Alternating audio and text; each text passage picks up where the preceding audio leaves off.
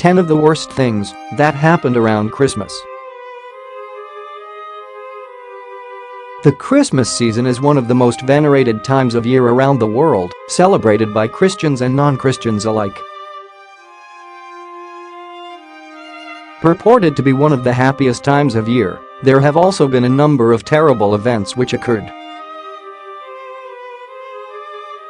Here are 10 of the worst events to happen around Christmas. 10. The Tangier Disaster 1953. In the late hours of Christmas Eve, as a passenger train carrying nearly 300 people came barreling down the tracks near the Wangihu River in New Zealand, tragedy struck. The bridge had been severely weakened due to flooding from nearby Crater Lake. Nearly 350,000 cubic meters, 12.4 million ft3, of water came pouring down the valley, picking up dirt and debris until it was a deadly mudslide. It reached the bridge before the train, damaging most of the support structure. The driver of the train was warned by a nearby motorist about the bridge's condition, but he was unable to stop in time.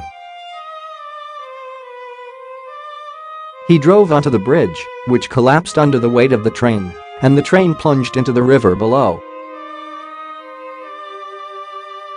Onlookers were able to rescue some of those trapped inside, but 151 people perished inside the carriages. In a morbid twist, Tangier means weeping waters in Maori, the tongue of the native New Zealanders. 9. The Acteal Massacre 1997. In an impoverished area in the Mexican state of Chiapas, a small town known as Acteal was rocked when a paramilitary group known as the Mask Roja, Red Mask, attacked a Roman Catholic prayer group made up of indigenous people. By the time they fled the scene, 45 people had died, including 21 women and 15 children. Most people attribute the crime to a dispute between the ruling party at the time and nearby rebels, who were supported by the members of the prayer group. What makes the whole situation worse is that local police, as well as the governor, were either completely negligent or deliberately helping the murderers, who some claimed were wearing state police uniforms. Others say that the police tampered with the crime scene after the Mask Roja had left. While dozens of people have since been convicted of the crime, the situation is still extremely cloudy thanks to the lack of transparency on the part of the Mexican government. 8. Kim Il-sung becomes president of North Korea 1972. Though he was the premier of the country since 1948, leading the country through the Korean War and the decades that followed, Kim Il-sung didn't become the president until 1972. Upon receiving the title of president, Il-sung turned from the economic programs, juche, or self-reliance, which had dominated North Korean life, and began spending an unprecedented amount on the country's military. A few years prior, he had begun laying the groundwork for the great leader cult personality which came to embody him, as well as his successors. Thanks to a highly coordinated and precise system of propaganda, Il-sung remained essentially unchallenged for his entire 46-year rule, a reign punctuated by various periods of antagonism toward South Korea. Buoyed for years by its communist ties to China and the Soviet Union, North Korea underwent a period of economic disaster and famine after the collapse of the USSR and the cessation of the money that came with it. He may not be seen as the terror that his son Kim Jong-il was to the people of North Korea, but the steps Il-sung took in setting up his own presidency, as well as the effective designation of Jong-il as his successor, led to the travesty that is present-day North Korea. 7. The Italian Hall Disaster 1913. A few months after a strike at Michigan's largest copper mining company was started, as a result of management's refusal to meet with the union, the workers decided to hold a Christmas party on December 24th. To boost morale, the party was held in a large building, the Italian Hall, and nearly 600 people, including children, flocked there to enjoy themselves. During the festivities, an unknown person shouted the word "fire" in an effort to scare the attendees. It was successful, as a massive, panicked stampede to the nearest stairwell immediately commenced. Unfortunately, 73 people, of which 62 were children, were killed. To this day, the identity of the yeller is a mystery, and it remains the largest unsolved manslaughter in U.S. history. Rumors persist that it was someone associated with the mining company that shouted fire, but it's never been proven. 6. The laws of Burgas are established 1512. Given the horrible mistreatment Native Americans had suffered at the hands of nearly every European with which they had come into contact up to this point, any semblance of reform seemed like a good idea. In actuality, the laws of Burgas did basically nothing to help the natives thanks to the lack of enforcement, and even seemed to demean the natives even more, with comments about their alleged laziness and proclivity to vice in the preamble of the laws. At that time, it was extremely difficult to enforce the rules, given that it took months just to cross the Atlantic. The laws, which had genuinely offered an improvement to how Native Americans were treated, instead became a justification for the existing, horrifying practices already in place. However, thanks to the efforts of some Dominican missionaries, the plight of the natives was brought up to the King of Spain, who feigned ignorance, but, nevertheless, set up a council to draft rules for the treatment of the natives. Chief among them was the forced conversion to Christianity, which the Spanish saw as a non-negotiable necessity. Other travesties included the forced removal of them from their land, which was subsequently burned, so they could not return to it.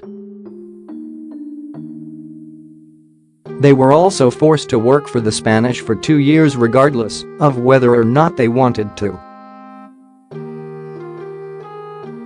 Afterward, with 2 years' worth of lessons in Christianity included, they were said to be free men. 5. Fire at the Library of Congress 1851. While not as devastating to humanity as the destruction of the Library at Alexandria, the fire which obliterated the Library of Congress on Christmas Eve in 1851 was still a major loss, especially to historians of Thomas Jefferson. The former president had sold his collection, the largest in the country at the time, to the government after the British had burned the entire library to the ground. When the latest fire struck the building, nearly all of Jefferson's book collection fell victim to the flames. In total, nearly 2/3 of all the books in the library were burned to a crisp, leaving Congress to spend a fortune replacing whatever they could. Unfortunately, it was minuscule to the cost of fireproofing the library, an idea which had been suggested in 1826 after a candle left burning almost set the place ablaze. The suggestion was denied as it was deemed too expensive. 4. Incan earthquake 1939. Still the worst natural disaster in the history of the country, the earthquake which struck Turkey in 1939 claimed over 30,000 lives, mostly as a result of terribly designed buildings and engineering problems throughout the area. Shortly after Christmas, during another of the tough Turkish winters, 7 separate quakes hit northern and eastern Turkey, completely wiping out smaller towns, with the disaster exacerbated thanks to a blizzard which followed. The earthquake was given its name because of the complete destruction it caused to the city of Erzincan, with nearly every citizen in the nearby area falling victim to either the quake or the intense cold from the blizzard. In an example of a dark cloud with a silver lining, the Turkish government quickly, for a bureaucracy, adopted much more strict and uniform building codes, finally taking into account the idea of lateral movement in their buildings. This was important as the country is home to the North Anatolian Fault, a fault line similar to the San Andreas Fault found along the western coast of the United States. 3. The Ku Klux Klan is formed 1865. Just after the end of the Civil War, when it became obvious that the South was going to be forced to undergo a drastic change as a result of the emancipation of all their former slaves, as well as the federal government's Reconstruction efforts, a group of Confederate veterans met and decided to form a secret societe dedicated to stopping or reversing those changes. Derived from the Greek word for circle and the Gaelic version of clan, the KKK utilized an extremely thorough and dedicated system of violent oppression to fight the Reconstruction. However, their efforts might have had the opposite effect. Many Northerners saw what the KKK was doing and assumed the South hadn't learned their lesson. This resulted in widespread victories for the Republicans, who passed increasingly harsher laws to combat the racism in the South. One such rule, later declared unconstitutional, was the Ku Klux Klan law, which gave the government far-reaching powers when fighting against a terrorist organization, up to and including military force. 9 separate counties in South Carolina were actually put under martial law as a result, with thousands being arrested. 2. Soviet invasion of Afghanistan 1979.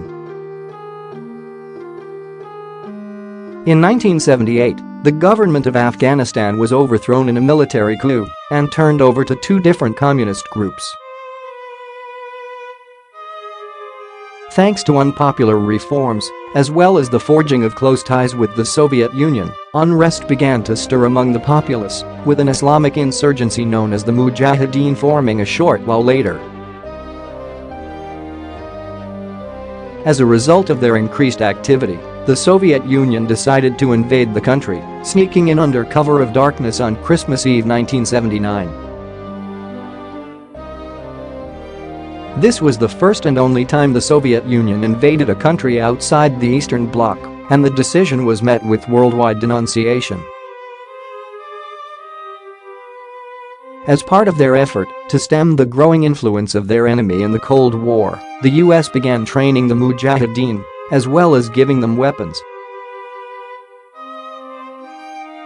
As we all know, shortly after the decade-long Soviet occupation ended, the Taliban took over the country, allowing Osama bin Laden and Al-Qaeda a chance to train and launch terrorist attacks across the globe, the worst of which hit the very country which helped them in the first place. One Black Christmas 1941. Shortly after their successful attack on Pearl Harbor, Japan's military turned its sights to Hong Kong, which was defended by only a token amount of Allied soldiers who served as little more than a symbol of Britain's wish to keep Japan out of the country. The forces consisted of British, Canadian, and Indian soldiers. The fighting lasted for a few weeks, as the Japanese had an overwhelming advantage in manpower and firepower, culminating in the Allies' surrender on Christmas. However, like they did to virtually every place they occupied during World War II, Japan went completely crazy, starting a 4-year campaign of systematic torture of POWs and civilians, as well as the unmitigated rape of untold women. Various instances, including the St. Stephen's College Massacre and the Muiwo Massacre, took place, with many of the guilty soldiers later convicted of war crimes. Birth of Karl Rove. 1950. Although this might not be applicable, depending on your political bent, there's no denying Karl Rove played a large role in the Republican victories throughout the U.S. from 2000 to 2008. As the key strategist for the party, it was his ideas of ignoring the moderate vote and focusing on expanding the extremists that have helped turn the country into two incredibly partisan and divided groups. Also, since he had a hand in George W. Bush's gubernatorial victories, who would know what would have happened to the country had Bush never left the confines of Texas? In addition, Rove has been at the forefront of introducing more and more money into the election process, primarily with his American Crossroads Super PAC, which spent hundreds of millions during the 2012 election. He was also responsible for helping a massive total of $1 billion for the Republicans through a number of other entities. The stunning defeat of the candidates he backed, as well as the controversies he's been engulfed in since then, may signal the end of the man once seen as the mastermind of the Republicans.